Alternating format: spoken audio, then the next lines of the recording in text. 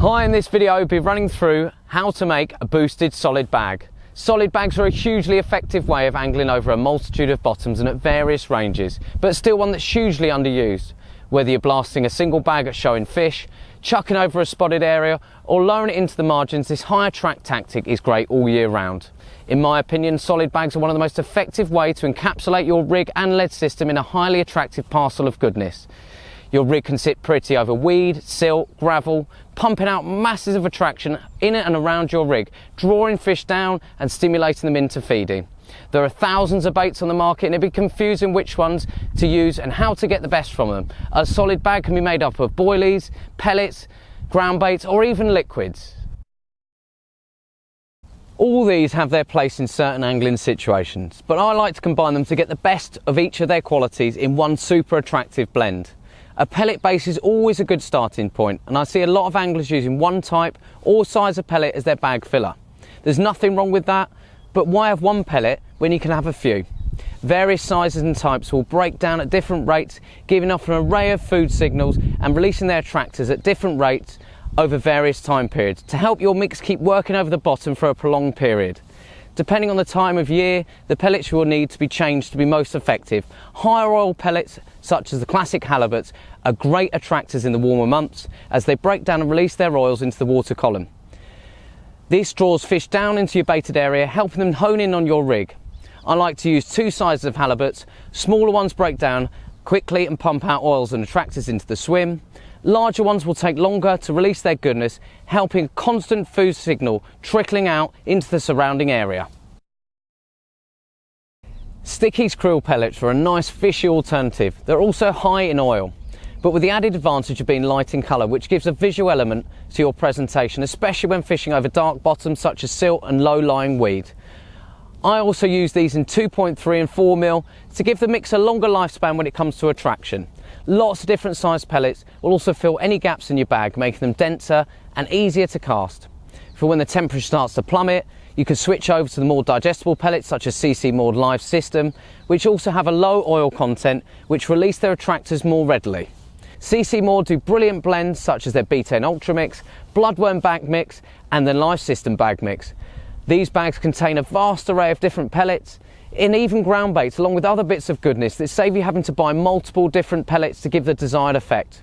Although these are great in their own, incorporating these into your mix add yet another dimension in terms of attraction leakage, food signals and colour. Try mixing your pellet base up as much as possible. The next thing I like to do is crush up my chosen boilies.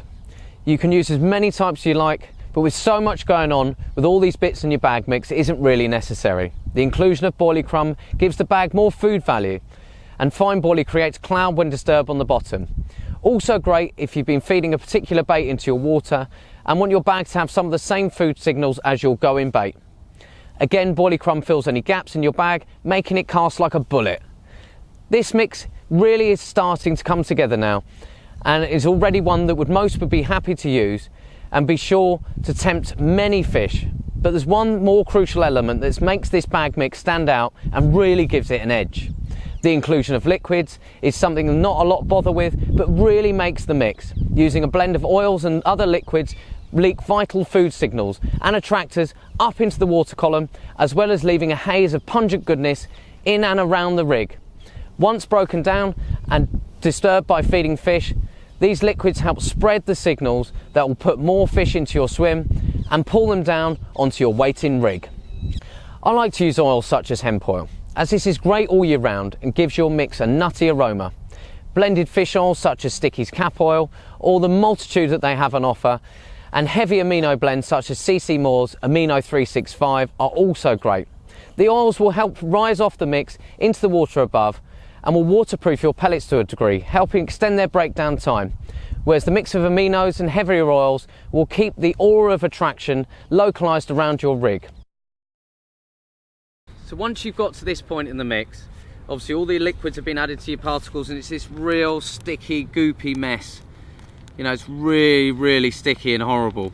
This is great for attractors and it will give you an instant flavour release. But actually leaving it overnight, or even for a couple of days, will let all those attractors soak into the pellet. It waterproofs the pellet, as I've said before. It actually helps them to break down a little bit slower and releases those attractors slowly into the water column over time. So you can see one mix is obviously the dry, but it has taken on all the oils. It's had exactly the same amount of liquids as this other mix, but it looks dry. It does hold together and does bind, but obviously it just prolongs the time that it takes for those attractors to leak out. It just keeps your bag working for that little bit longer. It just shows how effective this mix is. These rods just keep going. I mean, we're on a bit of a runs water, but it is getting very late in the year now. It's technically winter, but shows the mix and the rigs that we're using really are effective. And there's lots and lots of fish in here, but these rods just keep going and going and going. They're really liking the mix we're using. The blend of pellets, the ground baits and the liquids really come into their own. It's getting these fish on this bait almost constantly, and it's nice to be getting a bit of winter action, I can tell you. They're very lively as well, as you can see.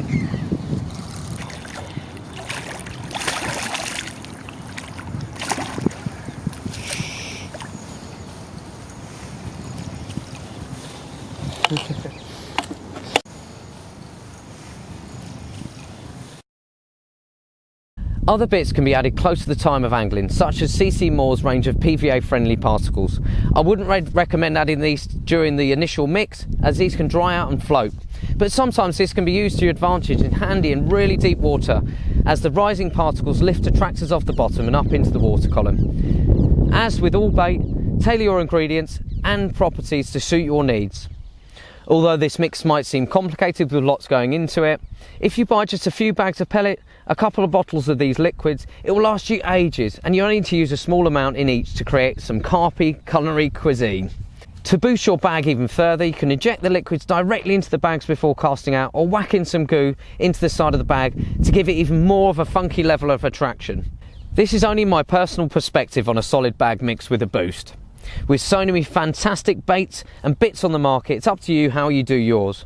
The combinations are endless, and tweaking yours to suit your angling, experimenting and evolving your mix to find out what works best is just like anything else in carp fishing. Some things work better than others at different times of year. All I would recommend is getting plenty of different bits and pieces into your mix to offer the most attractive package of food possible for a passing carp. This could change your fishing and get those extra bites when all else fails. Give it a go. As you can probably see from the state of my clothing, I'm getting an absolute soaking from these winter carp. It just shows the bag mixes are really effective. All the things going on, it's drawing the groups of fish down onto the bait. I'm losing count of the amount of fish that we're having now, but it's nice to have a fish this late in the year. Yeah, a lovely one. Let's get her back. Tackle Fanatics stock a huge range of bait, including all the ingredients on show today. Pop into our showroom or visit www.tacklefanatics.co.uk to view our array of top quality bait from all the leading manufacturers. Many thanks for watching, and tight lines.